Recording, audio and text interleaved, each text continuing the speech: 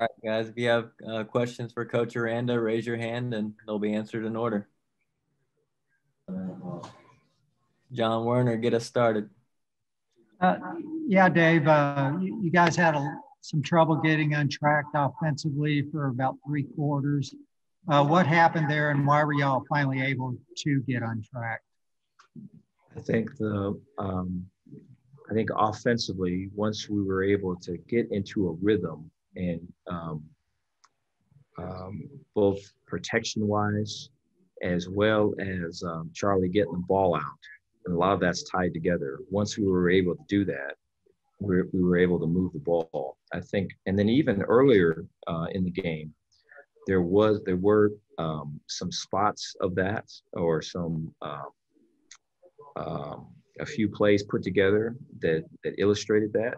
We just weren't able to finish the drive.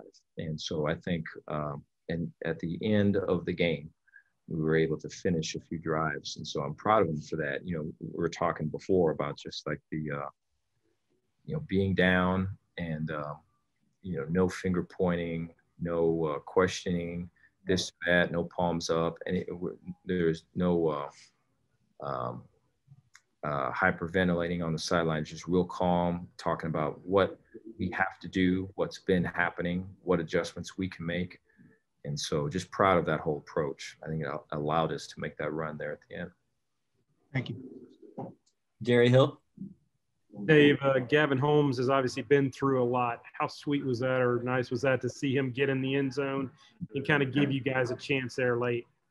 It was really good to see. Big fan of Gavin. You know, his this today was what I've and the rest of the coaches in our team have seen throughout, you know, fall camp and throughout some of the prep for some previous games, of just his ability to win on option routes, his ability to win on the 3-step passing game tree, and his run after the catch ability. And so to have him in that role, you know, when you have quarters and it's match quarters and their linebackers go match number 3, and you could put 3 guys over to the one side, put Gavin away to the right. So we have 2 and they have 3 defenders. We can challenge the leverage of that inside defender and option off of them with some grass. And we did a fair amount of that today. You know, if the defender cancels them, we come on back to the outside. If the defender doesn't cancel them, then the throw is going inside. And so I think that's in his wheelhouse. I think Fleeks and probably Ebner, that's in their wheelhouse too. So it was good to see Gavin take advantage. And I think this is the start of kind of him being him. Bryce Cherry. Dave, do you feel like 3 games into this, you guys are still maybe searching for your identity a little bit as a team? I would agree with that. I would think so. I think there's a lot of positive things that we're building on, but I think in terms of just the collective offense, defense, special teams all playing off each other and all that, I think I think today was probably an illustration of kind of where it's at. And so I think a lot of work can be done there. I think the ability to put it in our players' hands where they can play fast. I think some of the, you know, there's an earlier question about kind of offense getting going later. I think at the end of the game, you know, it's in the players' hands and they're moving the ball. And so I think those are things in those types of situations that you know, those are lessons that I think are imperative that we learn from. And I think it will allow us to get better and to improve from this game to the next. David Smoke. Dave, is there a reason why you're not able to take many shots down the field? Is it a protection? Is it lack of running game? You can't do play action? Is it Charlie Brewer's arm? What is it? Or is it the way the defense is playing your offense? Right now, it's the ability to protect for that throw. And so there was, I think, starting off in the second half, we had a shot play planned. I may be mistaken here, but it might have been the first down that we had, and a Longhorn leaked into the pocket there, and so there's still improvement that needs to be made. You know, I think there's some shots that we have that are out of the pocket that we attempted to run as well. You know, whether they're boots or they're nakeds, and I think a lot of those were checked down, and those were probably based upon coverage. But we're definitely attempting and trying to stretch the field. All right, last two questions for Coach Kevin Longquist. Dave, I'm curious on your opening possession when you all had 4th and 1 at your 44. Looked like you all might consider going for it, and then you called the timeout, and then you wound up punting. What was the discussion like in the timeout as opposed to when you guys opted to go to punt and play field position there, rather than maybe try and get some momentum, things like that? Or what was the decision on that? Right. I think it was I think they called timeout on that. Okay, excuse me. Okay. But, yeah, so we had talked about that prior to the game, just those situations about where the yard line was in terms of when we were going to kick and when we weren't.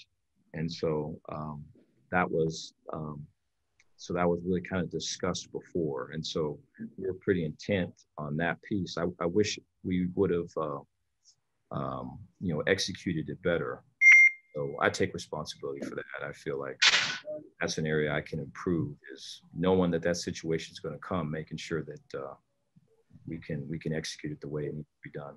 So did you want to try and go for it there? Maybe I want to make sure I understand you correctly on that. No. We were the idea there was to try to pin them, to pin them, and then play for kind of put the game or put that situation on our defense to pin them and give our offense great field position. Okay. And then finally, real quickly on the decision to punt when you had it at their 30, even though that was going to be a 4th and long, did you all consider maybe just taking a shot to the end zone on there? Because it turned out to be just a 10-yard difference in field position there.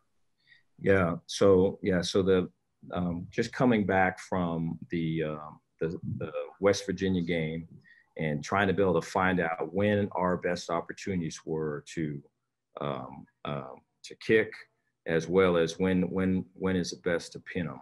And so I think like that was right about on the line, the yard line, that we were going to say, hey, this could be either way based upon just game situation.